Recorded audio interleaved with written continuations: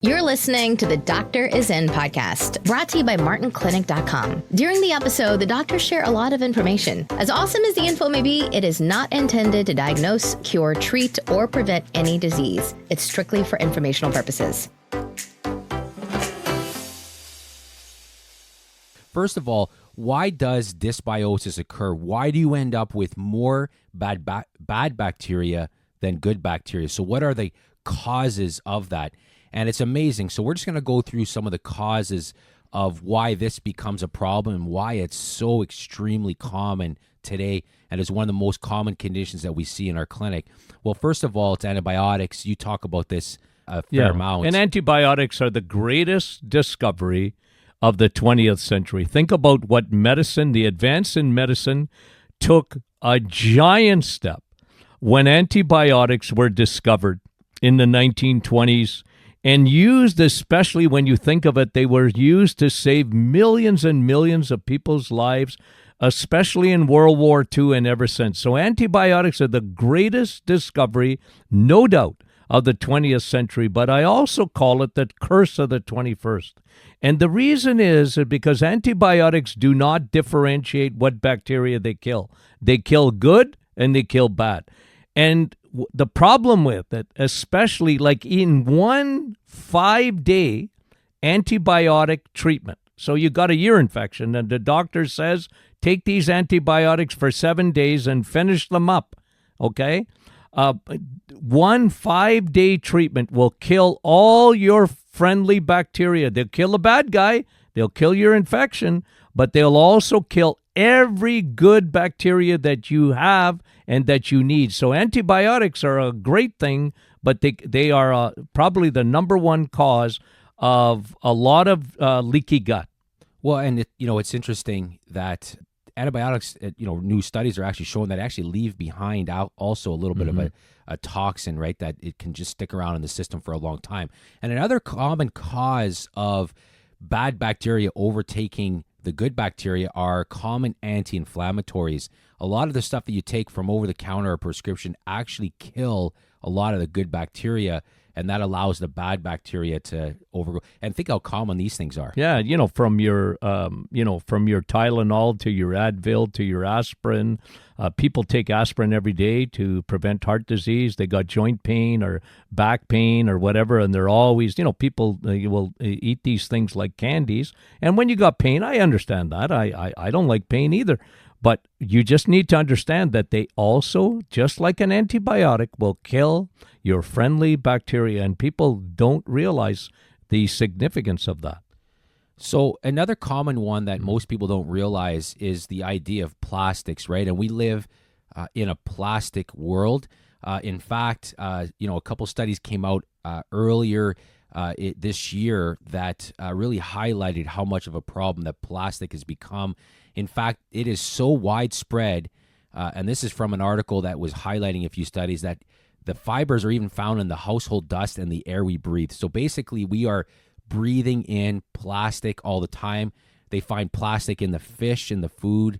It's everywhere, right? So plastic, we live in a plastic world, and that has led to a lot of dysbiosis. Another common problem that is so common today are vegetable oils. And vegetable oils, are we could do a whole presentation on how bad vegetable oils are for your health.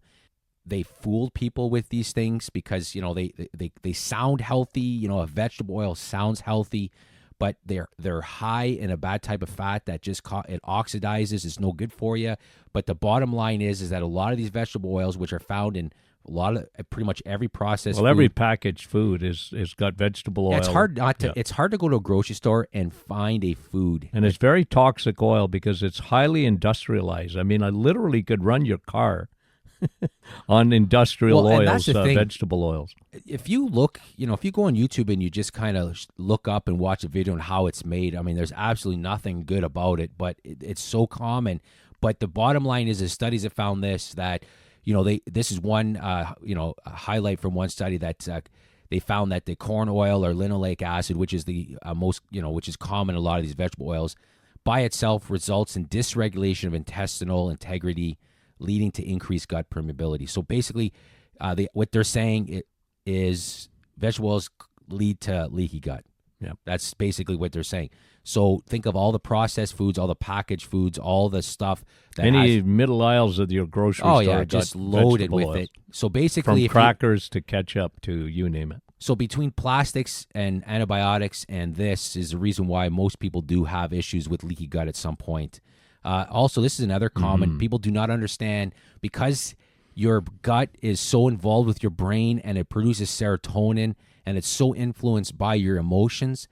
People do not understand the effect that stress has on your gut health. Here's an interesting study that was done actually not too long ago showing that stress might just be as unhealthy as junk food, the digestive system, which is incredible to think about. They know that stress alters and changes the microbiome in your gut. It's incredible. Yeah, cortisol is a diversion tactic. Think of what cortisol, your stress hormone, does, right? It gets you ready for the fight or flight, and it diverts circulation. It diverts blood supply into your muscles rather than keeping it in your gut because it was meant to be temporary if I scared you. And stress, you got organs that actually know how to deal with stress, but you don't want to have it for a prolonged period of time because it does exactly what that study shows here. Well, and, you have two kind of, nervous systems, right? You have that sympathetic and parasympathetic. So you have what they call rest and digest or fight or flight. Mm-hmm. And when you're stressed, your body's in that fight or flight, which means it's not in that rest and digest. So just think of the damage that does to the digestive system. But research is showing that stress is very hard on your gut. It actually causes digestive organisms to behave similar. So they're just no good for you, right? And this is also another very common. Yeah. Well, and first, by the way, before we move on to this, so you could see here that they looked at it, how they act on a high-fat diet. Now, they weren't. This is very misleading because if you actually look at the study, it's not like they were eating olive oil and good fats in a sense, right? There was a lot of processed vegetable oils, so it has the same effect as a lot of these bad vegetable oils do. So let's talk about sweeteners really quickly because we get a lot of questions about sweeteners. Yeah, we didn't really know, right? Because at one time because you understand that we've been around a long time. I've been in practice for 43 years, and sweeteners have been like aspartame and others have been out for a long time, and the jury was sort of out. I always knew that stuff wasn't good for us. I mean, come on, it's a chemical. It wasn't natural. But what exactly did it do? And now the jury is in, right? And now we know what sweeteners do. Their biggest effect is what they do to the microbiome and what they do to your friendly bacteria. They act like an antibiotic. They act like They act on your body as a killer of your friendly bacteria. Yeah, so, and, one of the things that we look at when we evaluate a sweetener is, as you mentioned, the effect that it has on your microbiome. And what they found is that a lot of these non-caloric artificial sweeteners, is which they call them in research, so they don't have any calories, they don't raise your blood sugar levels, and they don't, which is, they thought was a really good thing. And for some of these sweeteners, there's no problem. But a lot of them do, in fact, cause problems because, as you can see there, by functionally altering the gut microbiome. So think about that for a second. Sweeteners can affect your microbiome, which can lead to dysbiosis, which will lead to a whole bunch of problems, which we'll talk about in a few minutes. This is another big one that's really been coming out lately, which are emulsifiers. Now, emulsifiers are those things that basically allow oil and water to mix and stay together, right? So they're found in a lot of foods that normally should not be able to stay together are able to stay together because of these emulsifiers. And they basically, what they're finding out is a lot of these common emulsifiers that we consume almost every day basically result in microbiota encroachment into the mucus, alters the composition of the microbiome, and it leads to chronic inflammation. So a lot of these emulsifiers are giving us a lot of inflammation in the gut that you may not even be aware of, and that's going to lead to a lot of problems. And here's another big one as well that most people don't realize. We drink it a lot. We swim in it. Chlorine is very hard on your microbiome. It kills it. It allows the bad bacteria to take over. So let's just recap really quickly before we move on. Antibiotics, anti-inflammatories, plastics, vegetable oils, stress, sweeteners, emulsifiers, chlorine are just some of the more common ones.